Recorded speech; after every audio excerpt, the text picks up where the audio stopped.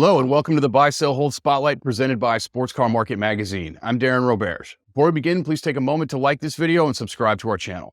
Also be sure to join in the conversation and share your thoughts by leaving us a comment below. Our guest today is Jennifer Tetley. She is Marketing Director for Maple Brothers Auctions. Welcome, Jennifer. Hey, how are you today? Doing great. But for those who may not be familiar with you, why don't you give us a little bit of background and introduce yourself? Sure. My name's Jennifer Tetley, and as you mentioned, I am the marketing director and part owner, one of the owners of Maple Brothers Auction. We are a new auction company, so people may not have heard of us. Several of us who put the company together are former employees of Lake Auction Company, which was one of the oldest auction companies in the United States. Unfortunately, when COVID hit and some things had happened, Lake was unfortunately shut down, and we were lucky enough to get to put together a new auction company and start fresh. Yeah, a bunch of experienced people involved with Maple Brothers. So who are the players behind the brand? Right. Besides myself, we have Ty Young. He is our general manager. He was the consignment specialist at Lake Auction Company, and he was with Lake for, probably 15 to 18 years. And then our leader is Bill Hanks. He was one of Lake's clients. He actually has a unique story with Lake Auction Company. When he was about 13 years old, he was at an auction with his grandfather and had the chance to meet Mr. Lake. And he's always remembered him rolling up in his big Stanley steamer, 13 years old. In his mind, Mr. Lake was larger than life. And he was introduced to Mr. Lake. And the following year, when he came back to Lake Auction, Mr. Lake remembered his name. And that had a huge impact on Bill. And he's loved cars ever since. And he then instilled that in his daughter, Ryan Maple, and her husband, Richard. So we're the four owners of the company. Okay, so walk us through kind of the demise of Lake and then how you guys picked up and opened up Maple Brothers. Of course. Ritchie Brothers acquired Lake Auction Company in 2018. And the goal of that was to really build more of an online presence, which we did with Ritchie Brothers Assistant. As many people know, we went into Scottsdale Auction Week in 2020, which was an amazing experience for the team to do. Several of us had never participated doing an auction in Scottsdale for Auction Week, which is just, the pinnacle as far as we were concerned. And we had a very successful auction. We were really doing very well. COVID hit, and we tried to kind of pivot, like most auction companies with live event, and do some online sale. And it wasn't working out for us. Ritchie Brothers is publicly traded. And at that time they decided to shut the company down because we could not be profitable without having live event. So we understood it was just, we were one of the companies, unfortunately, that went down. So during this time, Bill Hanks did see kind of an opening for a small mid-size auction that was really focused on family and treating the customers correctly and being more of just a numbers game. He wanted something that kind of filled the void of what Lake had established. So he got together with Ty Young, and Ty's like, yes, I'm in. And then they pulled in myself, and off we went. The personal touch was always sort of a trademark of Lake Auction, so it's nice to see that being brought back via Maple Brothers. So what kind of cars do you guys specialize in? What do you specifically seek out to buy and sell? Where's your position in the marketplace? Right now, as far as the cars that we're seeing consigned, a lot of stuff from the 70s, 80s, those we're seeing, that's kind of more what our demographic is. We've got kind of the generation of people who they've been in the business for a while. They kind of know what they like. They're not maybe as heavy into the pre-war. We don't do near as much pre-war as some of the other auction houses do, but we definitely hit from the 50s on up. We like muscle cars. We do. If you look at our website, a lot of the cars we have consigned for our upcoming auction are muscle cars. So how many events have you done up to this point? Where are you kind of trending forward? What's the next upcoming event? What's the one following that? Kind of give us the general layout of the schedule now and what you're looking to do in the future. Sure. We have done 3 events so far. Our very first inaugural event was in Allen, Texas last August of 2021. We then hit Oklahoma City this year in February, and then we were in Kansas City in August of this year. Our next auction will be held in Dallas Market Hall, November 18th and 19th. And that's a location and a time frame that Lake had very well established. Lake had an auction down there for, I want to say, probably 30 or 35 years in Dallas Market Hall. So we're really excited to go back and bring a live auction back into Dallas Market Hall. And then our next auction will be Oklahoma City. Yeah, I mean, I think that event was pretty important, and certainly we saw that event grow and unfold, with previously through Discovery Channel shows and online and things of that nature. So it's nice to resurrect that and have that back, because that is definitely important to the car community in that area for sure. So what has been your favorite moment up to this point so far about trying to sort of bring back something from the ashes, create a new auction brand? It's a lot of work. It's a big job, a lot of moving parts there. What's been your favorite so far? Yeah, it is. It's been a big job. And I think I knew that going into it, but once you're kind of thrown into it, you're like, there's a lot more that goes into producing an auction than what I was ever aware of. Just some of the, finer details of it. You're just like, wow, I didn't think about this. I didn't think about this. Because we just didn't have, we are a small company. So we didn't have all the moving parts like what Lake did.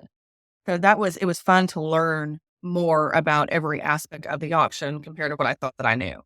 As far as my favorite moment, it had to be when we had in Allen, Texas, our very first auction, and we had our staging set up. And I really hadn't shared what the staging looked like to anyone else in the office. It was kind of like my little baby.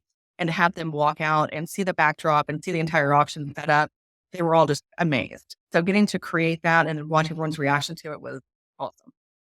I'll never forget There's a lot of components to an auction that people don't necessarily think about when they walk through the gates or when they get their bidder paddle or consign a car there. I mean, it's a very extensive series of things that have to piece together correctly in order to pull off a successful event. And so far, you guys have been able to do that. So you mentioned your Dallas auction event upcoming November 18th and 19th. Why don't you kind of give us an overview there? Sure. We will, like you said, it's the 18th and 19th. We're looking at about 350 vehicles for that auction. Doors are going to open up every day at 9 a.m. We usually conclude between 5 and 6 p.m. We have a variety of cars. I mean, we've got some stuff from 1929 all the way up to, we just recently, I think yesterday, consigned a 2023 Corvette. So we've got kind of everything in between that anyone could ever imagine. Yeah, so let's talk some cars that you have, and we can start right there. Your 2023 Chevrolet Corvette 2LT, certainly one of the most in-demand vehicles in the world right now. People can't seem to get their hands on enough of them quick enough, and you guys happen to have one, so tell us about it. Yeah, we were kind of surprised that we got that when the guy, he had mentioned possibly consigning it, and we were like, okay, this will be great. We got it in, and everyone's kind of like, wow, that's not a car that we actually expected. 6.2 liter, 8-speed dual clutch transmission, beautiful car. It's white, absolutely stunning. I mean, the body of it, it's a gorgeous, gorgeous car. Yeah, fabulous color combination, definitely. Another pretty valuable Chevrolet that you guys have upcoming in Dallas is a 1969 Chevrolet Camaro Copo. Yes, I love Copos. I like Camaros. I like 69 Camaros. And when you add the Copo and kind of its history, it just kind of makes it, even better. It is a Dayco correct engine. So for all of the people who really like their cars to be as, correct as possible, this is definitely a stunning car. The beautiful blue. It's absolutely gorgeous. Yeah, great car, McNiche certified as well. You can't go wrong with a McNiche Copo for sure. Moving forward a little bit and into the European side of things, another vehicle that you have that is certainly a rising star in the marketplace right now, 1992 Lamborghini Diablo. Give us the rundown there. Yeah, the Diablo is very unique. This was one of 166 produced in 1992, so it is a very, very rare vehicle. I've actually seen this vehicle in person, and there's nothing like the styling of a Lamborghini. Like, you kind of see a photo of them, and then when you see like the Diablo, especially in person, you're just like, it's just there's nothing. I don't even know how to describe it. It's an amazing piece of art. I guess is probably the best way to look at it. Big has all the lines, the body of it. It's gorgeous. And it's with a car. That's awesome. Yeah, last best real Lamborghini that was available for sure, and in my opinion, probably the best all-around driving Lamborghini of all time. It has all the insanity and all the craziness of what you expect from a vintage Lamborghini, but also has enough modern features to make it interesting without being too over-engineered like some of the newer ones are now. So if you want a Lamborghini, a real Lamborghini, that's the one right there. Yeah, they wouldn't let me drive this one. I don't know why. With my insurance, I don't know. They wouldn't let me drive it. You're gonna have to buy it, I guess, huh? Probably so. Indeed. So another pretty neat European offering that you guys have, 1995 Porsche 911 Carrera 4. Yes, Porsche is my favorite car. We were actually talking earlier. That is one of my favorite cars.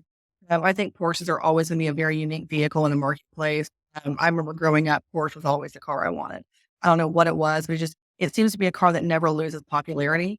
We have a couple different Porsches that are like some of the 70s and 80s models that we're excited to have. Yeah, I mean, it's one of those vehicles that there doesn't seem to be a ceiling on. We've discussed on the show quite a bit over previous episodes how it's impossible to predict where the top of the market is going to be on 964s and 993s in particular. It just seems like they keep going and going and going and going. So this is a great car to buy, drive, and enjoy, as well as a great investment for somebody as well. Absolutely. Great color combination too. Upcoming future plans. You mentioned your next sale is going to be Oklahoma City. Why don't you kind of give us a little bit of a rundown on that and kind of tell us what that's about? Oklahoma City will be held February 17th and 18th. And it's a great time of year. It's after all the craziness of Scottsdale and Kissimmee. So it's kind of like right after all that has settled down. And it is a very, very successful auction for us. We have that in the Oklahoma City Convention Center. Beautiful, brand new facility. We had our first auction there this year, and everyone was just blown away by the facility. We will anticipate about 350 on cars. So we're gearing up for that one next. So what other future plans do you guys have? Where do you guys go after Oklahoma City? And we'll likely go back to Dallas. We're our niche is definitely the Oklahoma and Texas market. That's where Ty and I definitely have the most familiarity. And we're just this is our niche market down here. Yeah, very established players in those two areas for sure, as well as throughout that area. So in regards to Oklahoma City or the upcoming Dallas auction, where do people go to get involved? Where can they go to bid or consign? Check out our website, maplebrothersauction.com. We have all the information there about bidding and consigning a vehicle. We do offer online bidding through proxy bids. If you check out proxy bids, the website, search Maple Brothers Auction, we're on there as well. Good deal. Certainly established people in an established area that know what they're doing, and there's lots of ways to get involved. I would be foolish if I didn't ask you about this, but one of the other components that has really become somewhat of a Maple Brothers staple so far over the course of the auctions you've done. What is auction dog? I have an auction dog that does not belong to me. She belongs to one of our clients, David Williams. Her name is Hallie. Her birthday is actually on Monday. I know more about this dog, but I do my own dog. And we've had her at auctions for, I think, since 2016, when she was like 4 months old. And for whatever reason, she attached herself to me. Doesn't matter if it's a lake auction, Maple Brothers, or any other auction. If she's there, she's right behind me. And everyone just knows, they're like, oh, Jennifer must be here because Hallie's right there.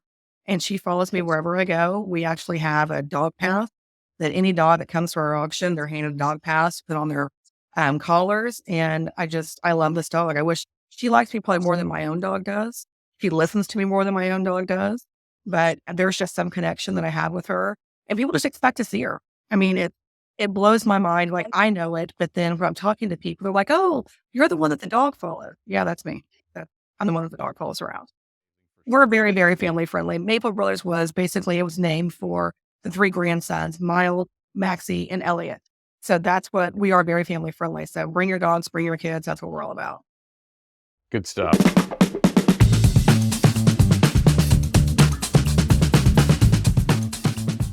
Okay, Jennifer, you're out in the marketplace all day, every day. This is what you do for a living. So why don't you give us one car to buy, one car to sell, and one car to hold in the current marketplace? And obviously, everyone's got different opinions about this. In my opinion, right now, if you can buy a Bronco, buy a Bronco. They're doing crazy money. It doesn't matter if it's a brand new one, like the Raptors have been recently selling for an amazing amount of money in the past couple of weeks, or if it's one from the 70s and 80s. I actually found one that was painted a light pink color that I sent to one of my clients, and he was like, absolutely not. I was like, I love the Broncos. I think they're beautiful cars. As far as our market is concerned and the people that come to our auctions, the pre-war cars are just not as desirable to the market that we target. They're more into the 60s, 70s, 80s, more muscle cars and European cars. So for our clientele, that would be the one that I would see them selling the most. And as far as holding, again, considering the part of the country I live in, C10 trucks. Everyone loves C10 trucks. And they continue to go up in value to numbers I just can't even imagine. It blows my mind every time I see one go for some of the money that they go for. It's crazy. Yeah, they're a staple of the marketplace for sure right now. And as for pink Broncos, we should talk after this. I might have somebody for you that wants that thing, so we'll have to go there and discuss that a little bit further. Any final thought? No, I appreciate you guys having us on. If anyone has any questions about Maple Brothers Auction, definitely give us a shout. We love to talk to people. We've enjoyed the reception we received from old clients and new clients that are excited that we're in the marketplace. So we've been thrilled and very honored to try to fulfill the legacy that Lake established. I would like to thank Jennifer Tetley for joining us today. To learn anything more about what we discussed here, be sure to pick up the latest issue of Sports Car Market Magazine by visiting the link in the video description down below. As a reminder, if you enjoyed this content, please take a moment to like this video and don't forget to subscribe and hit the bell icon to stay on top of future episodes. I'm Darren Roberge. Thank you for joining us on the Buy, Sell, Hold Spotlight.